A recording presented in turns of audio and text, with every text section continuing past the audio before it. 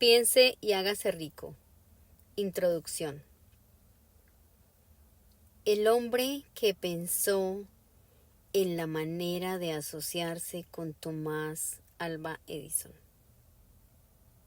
Desde luego, los pensamientos son cosas muy poderosas, cuando se combinan con la exactitud del objetivo, la perseverancia y un imperioso deseo de convertirlas en capital o en otros objetos materiales. Hace algunos años, Edwin Barnes descubrió que los hombres que realmente piensan se hacen ricos.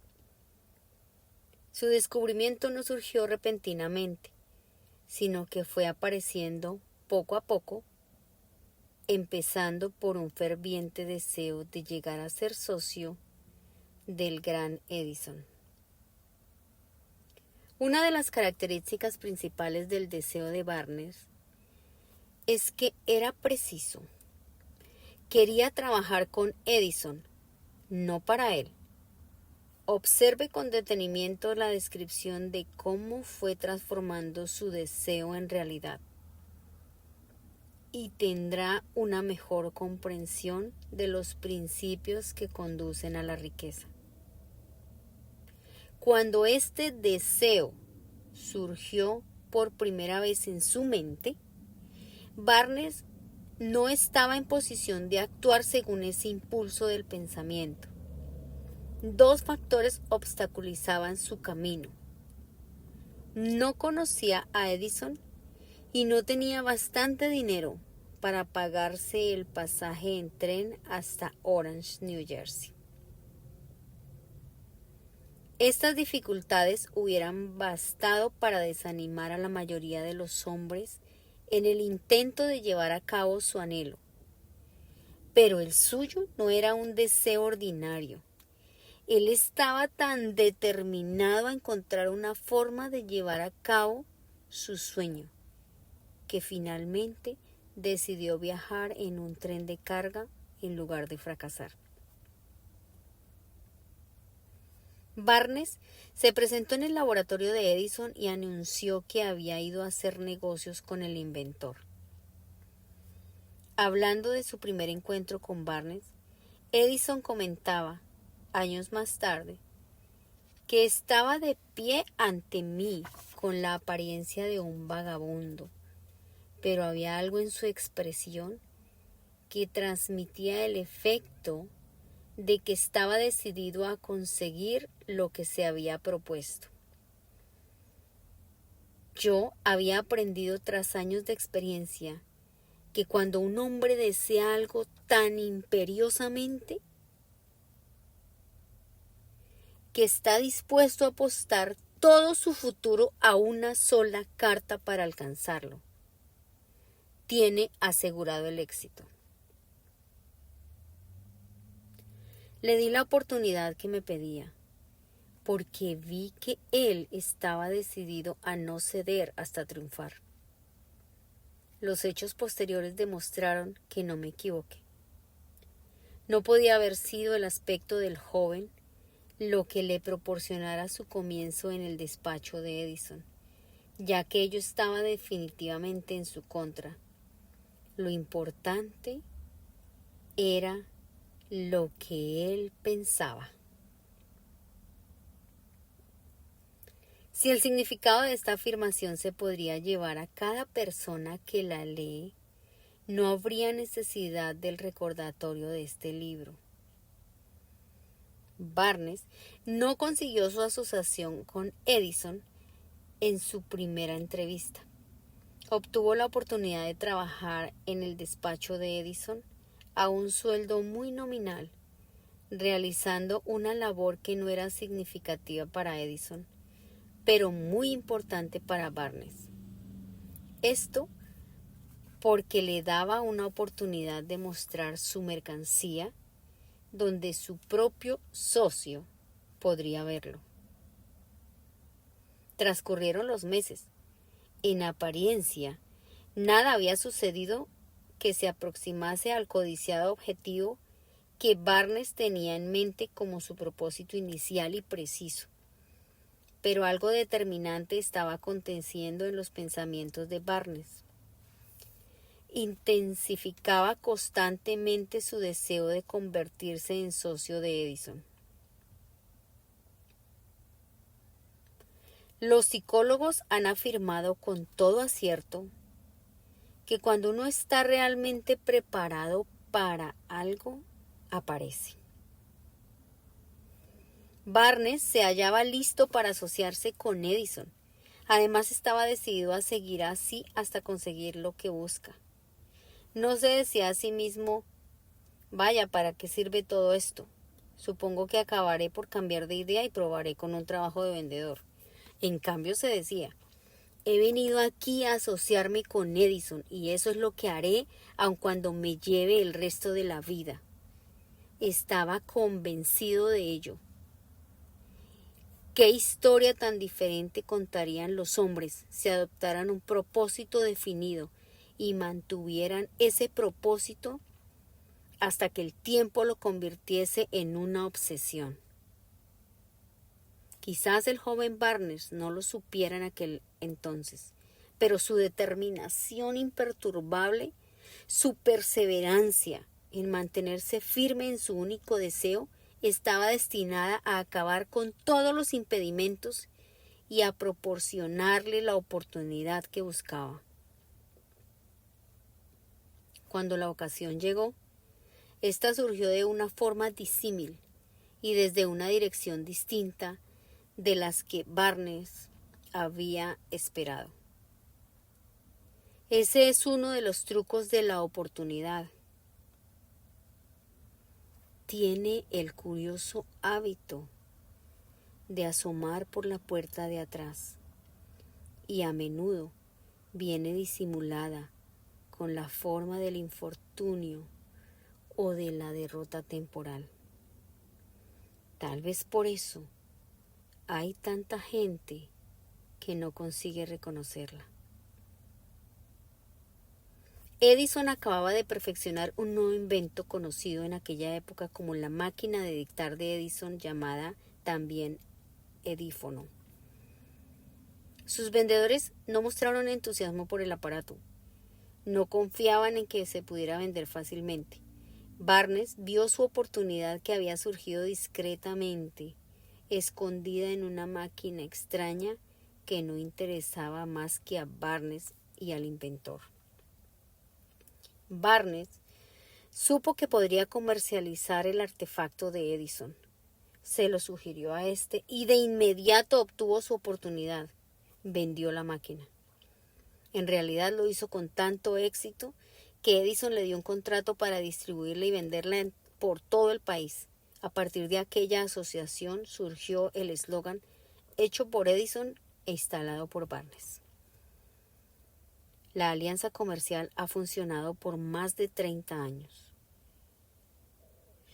A partir de este acuerdo, Barnes se hizo millonario, pero también consiguió algo mucho más importante. Demostró que uno realmente puede pensar y hacerse rico. No tengo manera de saber cuánto dinero en efectivo reportó a Barnes su deseo. Tal vez fueran 2 o 3 millones de dólares, pero la cantidad cualquiera que sea se torna insignificante cuando se le compara con la posesión que adquirió en forma de conocimiento definido de que un impulso intangible se puede convertir en ganancias concretas por medio de la aplicación de principios conocidos. Barnes literalmente se pensó en asociación con el gran Edison. Se pensó dueño de una fortuna. No tenía con qué empezar, excepto la capacidad de saber lo que quería y la determinación de permanecer fiel a ese deseo hasta haberlo alcanzado. No tenía dinero para empezar, tenía poca educación, no tenía influencias, pero sí tenía iniciativa, fe y deseos de ganar. Con esas fuerzas intangibles, se transformó en el número 1, como el inventor más grande que jamás ha vivido. Ahora veamos una situación completamente diferente y estudiemos un hombre que tuvo una total evidencia tangible de riqueza, pero la perdió debido a que se detuvo 3 pasos antes de llegar a la meta que estaba persiguiendo. A 1 metro del oro. Una de las causas más comunes del fracaso es el hábito de abandonar cuando uno se ve preso de un fracaso temporal. Todos son culpables de este error en un momento u otro. Un tío de R.B. Darby se vio ilusionado con la fiebre del oro. En los días en que era una condición endémica, se fue al oeste a cavar para hacerse rico. No sabía que se ha sacado más oro de los pensamientos de las personas que de la tierra. Obtuvo una licencia y se fue a trabajar con el pico y la pala. El camino era dificultoso, pero su deseo de oro era categórico. Después de varios meses de trabajo obtuvo la recompensa de descubrir una veta brillante mineral. Necesitaba maquinaria para extraer el elemento. Con discreción cubrió la mina. Volvió sobre sus pasos a su hogar en Williamsburg, Maryland, y le contó a sus parientes y a algunos vecinos del hallazgo. Todos reunieron el dinero necesario para la maquinaria y la enviaron a la mina.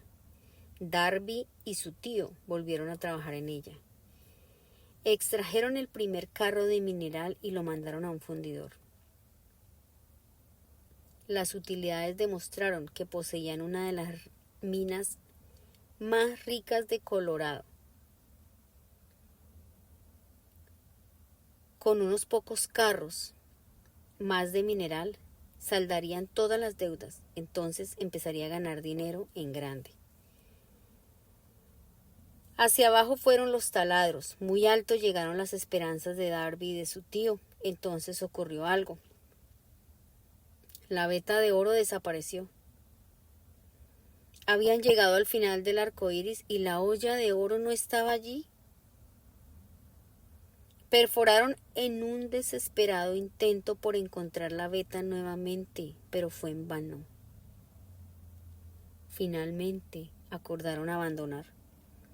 Vendieron la maquinaria a un chatarrero por unos pocos cientos de dólares y tomaron el tren de vuelta a casa. El chatarrero llamó a un ingeniero en minas para que observara la mina e hiciera una inspección. El ingeniero informó que el proyecto había fracasado porque los dueños no estaban familiarizados con las vetas falsas. Sus cálculos indicaban que la veta reaparecería a 1 metro de donde los Darby habían dejado de perforar. Allí fue exactamente donde fue hallada. El chatarrero extrajo millones de dólares en oro de aquella mina, porque supo buscar el asesoramiento de un experto antes de renunciar. La mayor parte del dinero que entró en el mecanismo fue adquirida a través de los esfuerzos de R.B. Darby, que en ese entonces era un hombre muy joven. El dinero vino de sus parientes y vecinos debido a la fe que le tenían. Él devolvió cada dólar de este a pesar de que le tardó muchos años. Tiempo después, Darby se recuperó sobradamente de su pérdida cuando descubrió que el deseo se puede transmutar en oro. Eso le ocurrió después de que entrara en el negocio de la venta de seguros de vida. Recordando que había perdido una inmensa fortuna por haber dejado de perforar a 1 metro del oro, Darby aprovechó esa experiencia en el trabajo que había elegido. con el sencillo método de decirse a sí mismo: me detuve a 1 metro del oro, pero nunca me detendré porque me digan no cuando yo intente venderles un seguro. Darby se convirtió en uno de los pocos hombres que venden $1.000.000 anuales en seguros. Su perseverancia se la debía a la elección que había obtenido de su deserción en el negocio de la minería. Antes de que el éxito aparezca en la vida de cualquier persona, es seguro que éste se encontrará con muchas frustraciones temporales y tal vez con algún fracaso. Cuando la frustración se adueña del hombre, lo más fácil y lógico que puede hacerse es retirarse. Eso es lo que la mayoría hace.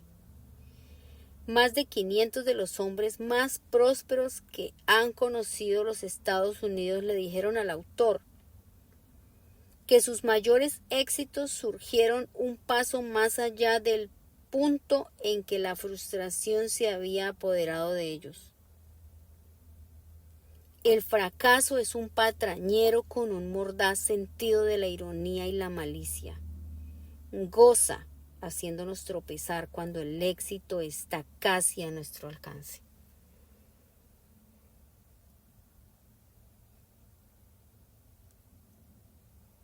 Una lección de persistencia de 50 centavos. Poco después de que Darby se doctorase en la Universidad de los Tropiezos y decidiera aprovechar su experiencia en el asunto de la mina de oro, tuvo la buena suerte de estar presente en una ocasión que le demostró que la palabra no significa necesariamente no. Una tarde asistía a su tío a moler trigo en un viejo molino.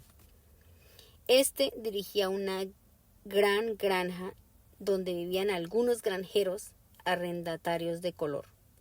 La puerta se abrió silenciosamente y una niña de color, hija de uno de los arrendatarios, entró y se paró junto a la puerta.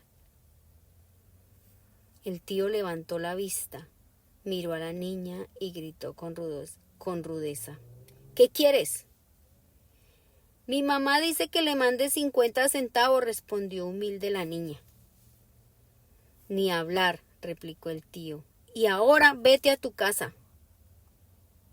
Sí, señor, dijo la niña, pero no se movió.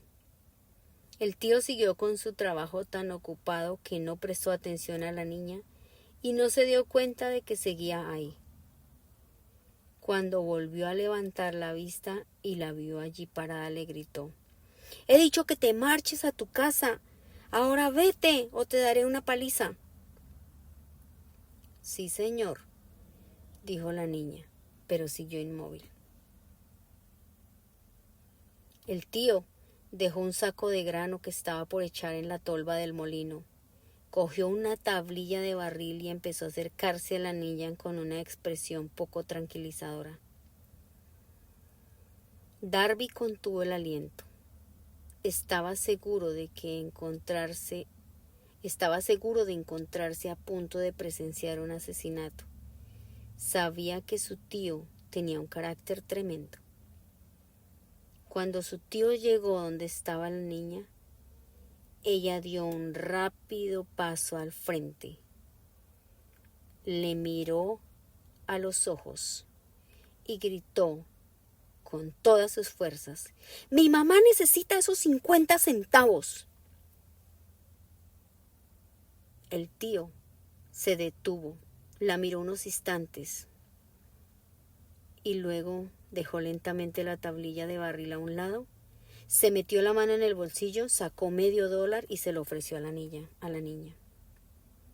Ella tomó el dinero y se encaminó despacio hacia la puerta, sin quitar los ojos del hombre al que acababa de derrotar.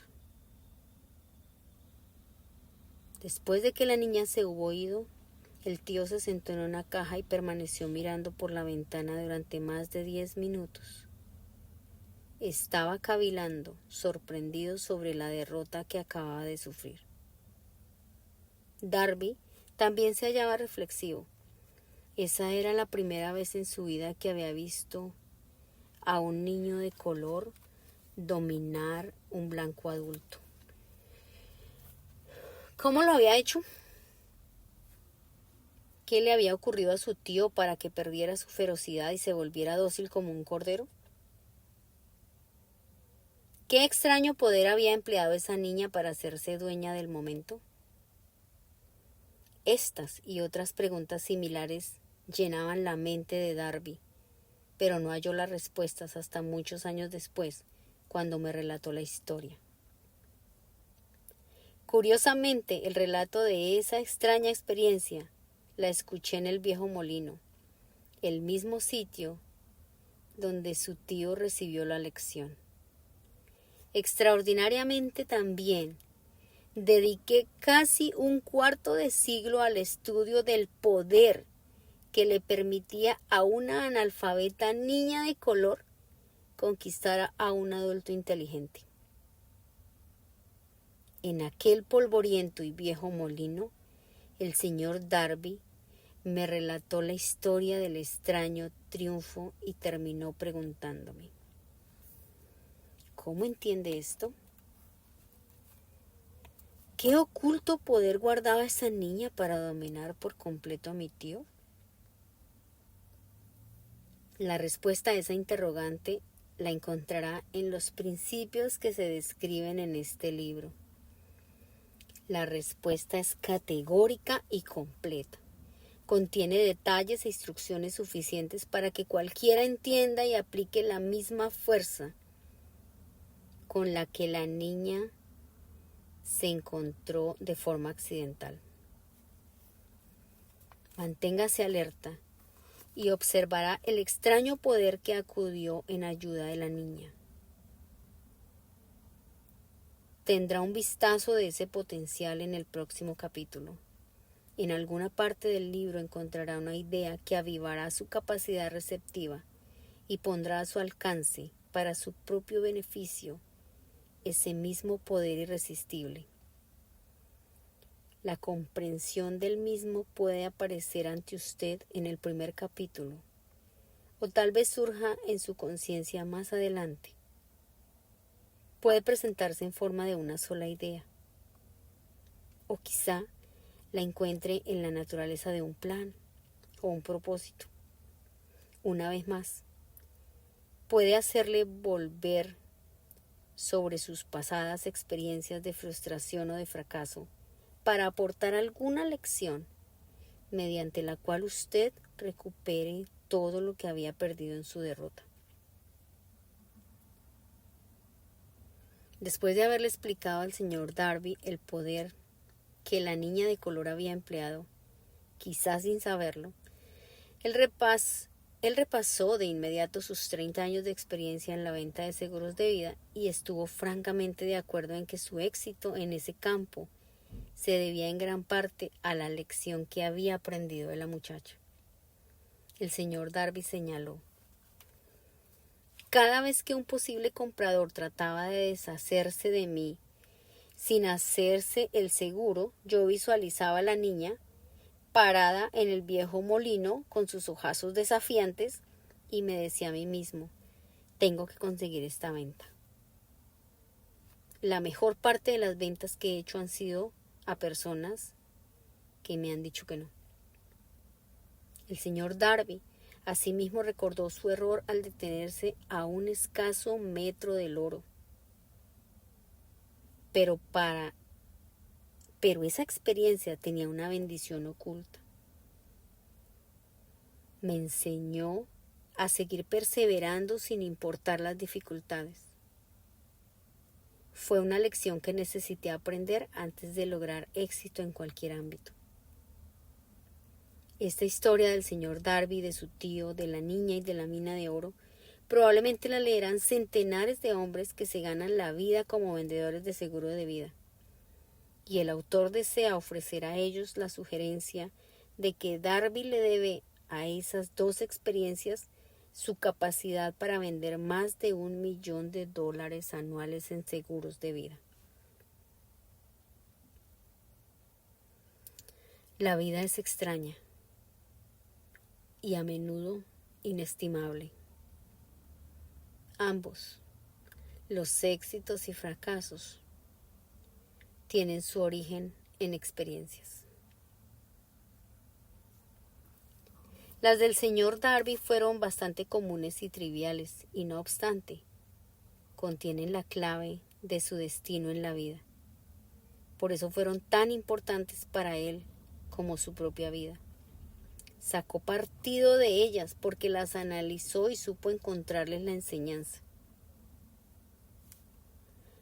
Pero, ¿qué pasa con el hombre que no cuenta con el tiempo ni la inclinación para estudiar el fracaso en busca del conocimiento que pueda conducirlo al éxito?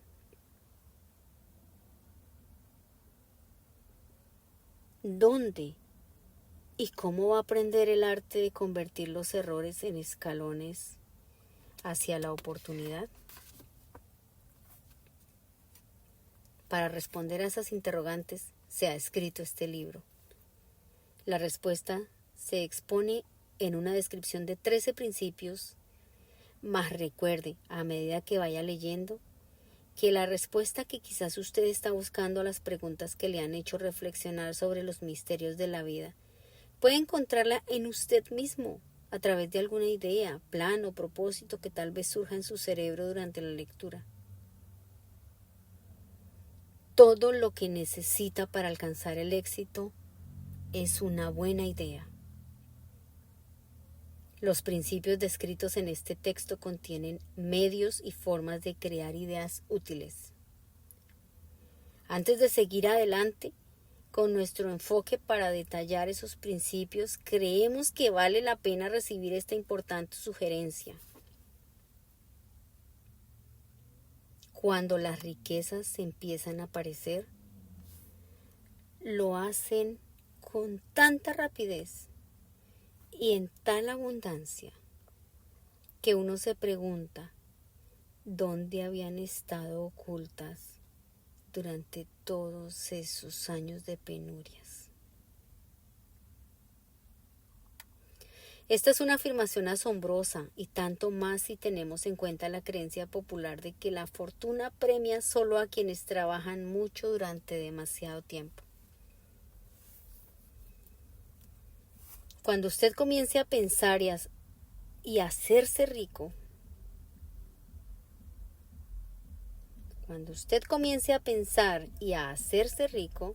observará que la riqueza surge de un estado mental con un propósito determinado, con un trabajo duro o sin trabajo duro alguno. Usted o cualquier otra persona puede estar interesado en saber cómo adquirir ese estado mental que atraerá la riqueza. He pasado 25 años investigando, analizando a más de 25,000 personas, porque también yo quería saber cómo los ricos llegan a ser ricos. Sin esa investigación, este libro no podría haber sido escrito. Deténgase aquí en una verdad muy significativa. La depresión financiera de 1929 continuó registrando un récord de destrucción hasta que un tiempo después llegó al poder el presidente Roosevelt. Luego, la depresión fue desapareciendo, al igual que cuando un eléctrico en un teatro enciende las luces tan gradualmente que la oscuridad se hace luz, antes que usted se percate de ello. Así lo hizo el periodo del miedo en las mentes de las personas, que gradualmente se desvaneció y se convirtió en fe. Observe con gran atención, tan pronto como domine los principios de esta manera de pensar y empiece a seguir las instrucciones para aplicar esos principios, que su nivel económico empezará a aumentar y que todo lo que usted toque comenzará a transmutarse en haberes para su propio beneficio. ¿Imposible? De ninguna manera. Una de las mayores debilidades de la especie humana es la típica familiaridad del hombre con la palabra imposible. Él conoce todas las reglas que no darán resultado, sabe todas las cosas que no pueden hacerse. Este libro se escribió para quienes buscan las reglas que han hecho de otras personas de provecho y están dispuestos a jugárselo todo con esas reglas. Hace muchos años compré un fino diccionario. Lo primero que hice fue buscar la palabra imposible y cuidadosamente removerla del libro. Eso sería algo bastante inteligente que usted podría hacer. El éxito le llega a las personas que se vuelven conscientes de él. El fracaso le llega a las personas que se permiten volverse conscientes del fracaso. El propósito de este libro es ayudar a quien quiera aprender el arte de cambiar de enfoque del fracaso al triunfo. Otra debilidad que se encuentra en demasiadas personas es el hábito de medirlo todo y a todos por sus propias impresiones y creencias.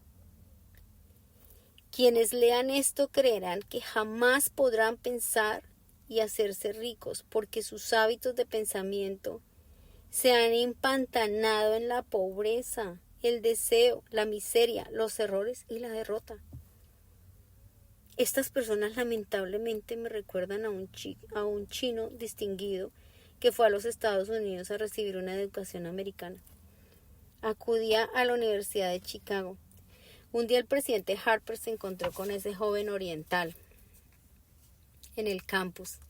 Se detuvo a charlar con él unos minutos y le preguntó qué le había impresionado como la característica más destacable del pueblo estadounidense. Bueno, replicó el estudiante, la extraña forma de sus ojos. Tienen unos ojos rarísimos. ¿Qué decimos nosotros de los chinos? Nos negamos a creer lo que no entendemos. Pensamos neciamente que nuestras propias limitaciones son el patrón adecuado de las limitaciones. Por supuesto, los ojos de los demás son rarísimos, porque no son como los nuestros. Millones de personas ven los logros de Henry Ford después que él llegó y lo envidian debido a una buena fortuna, suerte o genio o lo que sea a lo que se debe la fortuna de Ford. Quizás una persona de cada cientos de miles saben que el secreto del éxito de Ford y aquellos que lo conocen son muy modestos o muy reticentes a hablar sobre ello debido a su simplicidad. Una sola transacción ilustraría el secreto perfectamente. Hace varios años, Ford decidió producir su ahora famoso motor V8. Eligió construir un motor con los 8 cilindros alojados en un solo bloque y dio instrucciones a sus ingenieros para que fabricaran un prototipo. El proyecto estaba ya plasmado sobre papel, pero los ingenieros acordaron que era simplemente imposible alojar 8 cilindros de un motor en un solo bloque. Produzcanlo de todas maneras, dijo Ford. Pero es imposible, respondieron ellos. Adelante, ordenó Ford, y no dejen de trabajar hasta haberlo conseguido. No importa cuánto tiempo haga falta. Los ingenieros siguieron trabajando, no tenían otra opción si querían seguir perteneciendo al equipo de Ford. 6 meses transcurrieron y nada ocurría. Pasaron otros 6 meses y todavía nada sucedía. Los ingenieros probaron todos los planes concebidos para llevar a cabo las órdenes, pero aquello parecía incuestionable, imposible. Al concluir un año, Ford se reunió con los ingenieros que volvieron a informarle de que no habían encontrado una manera de cumplir sus órdenes. Sigan con el trabajo, dijo Ford. Quiero ese motor y lo tendré. Continuaron haciendo pruebas y entonces, como por arte de magia, el secreto quedó desvelado. La tenacidad de Ford había vencido una vez más. Quizás esa historia no esté escrita con precisión detallada, pero las circunstancias y el resultado son los correctos. Deduzca de ella. Usted que desea pensar y hacerse rico. El secreto de los billones de Ford sí puede. No tendrá que buscar tan lejos. Henry Ford tuvo éxito porque comprendió y aplicó los principios del éxito. Uno de ellos es el deseo. El deseo, saber lo que uno quiere. Recuerde esta historia de Ford mientras lee y señale las líneas en que se describe el secreto de su extraordinaria obra. Si puede hacer esto, si usted es capaz de poner el dedo en el particular grupo de principios que hicieron rico a Henry Ford, puede igualar sus logros en casi cualquier oficio para el cual esté capacitado.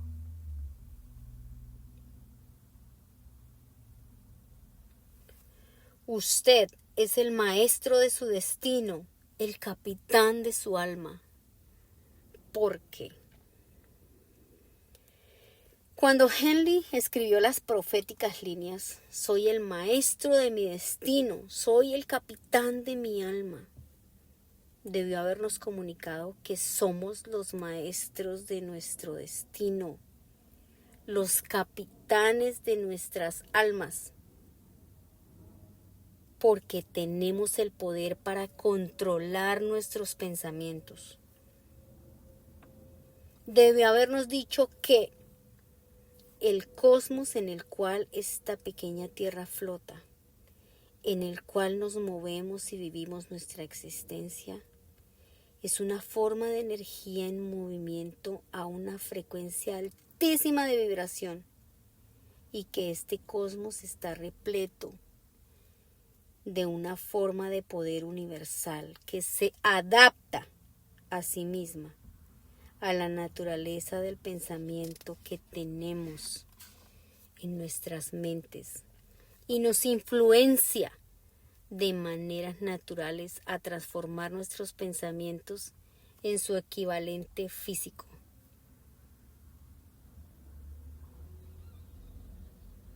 Si el poeta nos hubiese enseñado esta gran verdad, hubiésemos sabido por qué somos los maestros de nuestro destino, los capitanes de nuestras almas.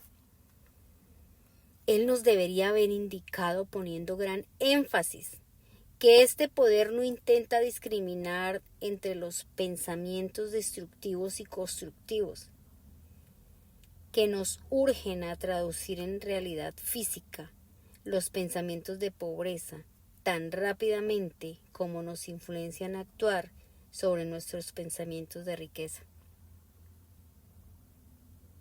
Debería habernos enseñado también que nuestros cerebros se vuelven magnetizados con los pensamientos que dominan nuestras mentes por mecanismos que no conoce el ser humano.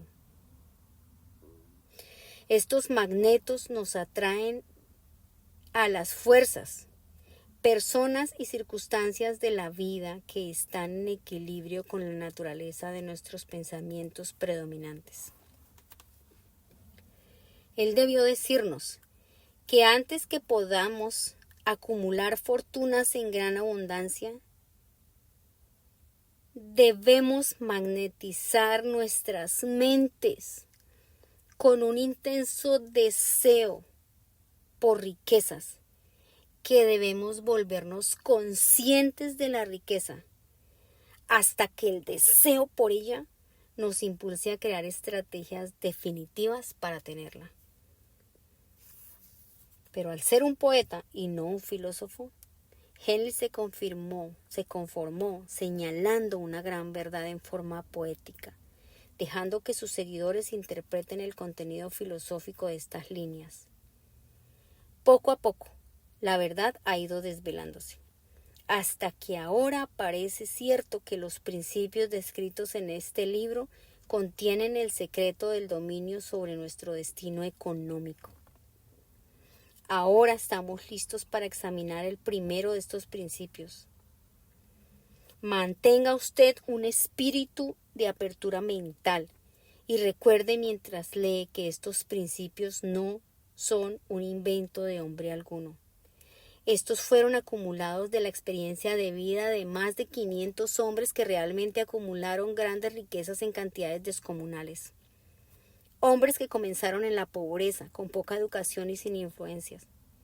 Los principios funcionaron para estos hombres. Usted puede ponerlos a funcionar por su propio beneficio permanente. Verá cuán fácil es. Antes de leer el siguiente capítulo, quiero señalar que este transmite información verdadera que podría fácilmente cambiar su destino financiero, como definitivamente ha traído cambios de impresionantes proporciones para 2 personas descritas. Quiero mencionarle además que la relación entre estos 2 hombres y yo es tal que no podría haberme tomado ninguna libertad con los hechos, incluso si es que así lo hubiera deseado. Uno de ellos ha sido mi amigo personal por más de 25 años, el otro es mi propio hijo. El éxito inusual de ambos, éxito al cual generosamente le dan crédito al principio descrito en el capítulo siguiente, es una justificación más que suficiente a esta referencia personal como un medio de destacar el poder de este principio. Hace más de 25 años pronuncié un discurso en la ceremonia de graduación en el Salem College en Salem, Virginia Oeste. Enfaticé el principio detallado en el capítulo siguiente con tanta pasión que uno de los miembros de la clase que se graduaba se apropió del mismo, haciéndolo parte de su filosofía de vida. Este joven es hoy parte del Congreso y un elemento importante para la presente administración Franklin Roosevelt. Justo antes de que este libro fuera entregado al editor, él me escribió una carta en la que expresa claramente su opinión sobre el principio delineado en el capítulo siguiente. Decidí publicar su carta como introducción a dicho capítulo. Esta entrega una idea de los beneficios que le aguardan.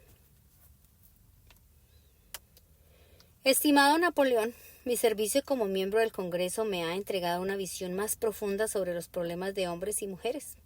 Estoy escribiendo para ofrecer una sugerencia que puede ser de ayuda a millares de personas. Con disculpas, debo asegurar que el consejo, si se actúa de acuerdo a él, significaría varios años de trabajo y responsabilidad para usted. Sin embargo, hago la sugerencia, debido a que conozco su gran amor por ofrecer un servicio útil. En 1922, usted pronunció un discurso en la ceremonia de graduación en el Salem College, fecha en la cual yo era miembro de dicha clase. En aquel discurso, usted sembró en mi mente una idea que ha sido responsable de la oportunidad que yo tengo ahora de servir a la gente de mi patria y que será responsable, en gran medida, de cualquier éxito que pueda lograr en el futuro. La sugerencia que tengo en mente es que usted ponga en un libro lo más importante del discurso que pronunció en la Universidad de Salem, para de esta forma darle a los ciudadanos de América una oportunidad de beneficiarse por sus muchos años de experiencia y asociación con los hombres, que por su grandeza han hecho de América la nación más rica del planeta. Recuerdo, como si fuese ayer, la maravillosa descripción que entregó del método con el cual Henry Ford, con muy pocos estudios, sin $1, sin amigos influyentes, ascendió a grandes alturas. Entonces decidí, incluso antes de que usted hubiera acabado su discurso, que me haría un lugar en la vida, sin que importara cuántas penurias tuviera que afrontar.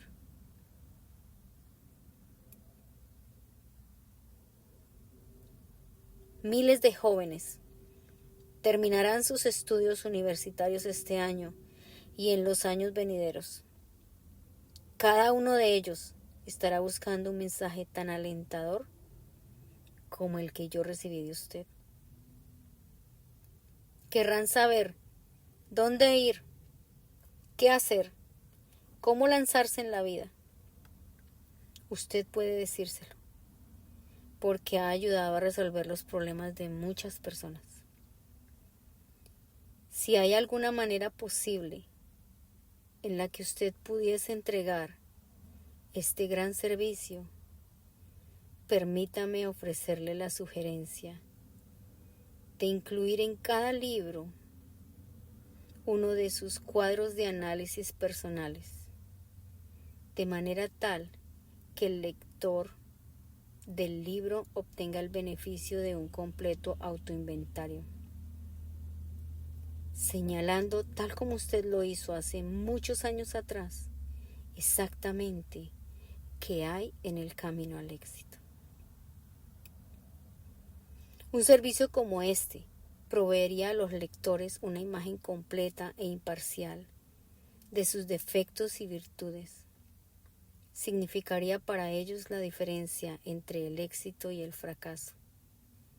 El servicio sería invaluable. Millones de personas están encarando ahora el problema de volver atrás debido a la depresión. Y hablo por experiencia personal cuando digo que conozco que estas personas formales le darán la bienvenida a la oportunidad de contar sus problemas y de recibir sus sugerencias en busca de una salida. Usted conoce los problemas de quienes enfrentan la necesidad de comenzar desde cero. Existen miles de personas hoy en América que quisieran saber cómo pueden convertir sus ideas en dinero. Gente que debe comenzar con mucha dificultad, sin financiamiento y amortizar sus pérdidas. Si alguien puede ayudarles, es usted. Si publica el libro, me gustaría tener el primer ejemplar que salga de la imprenta autografiado por usted. Con mis mejores deseos, créame, cordialmente suyo, Jennings Randall.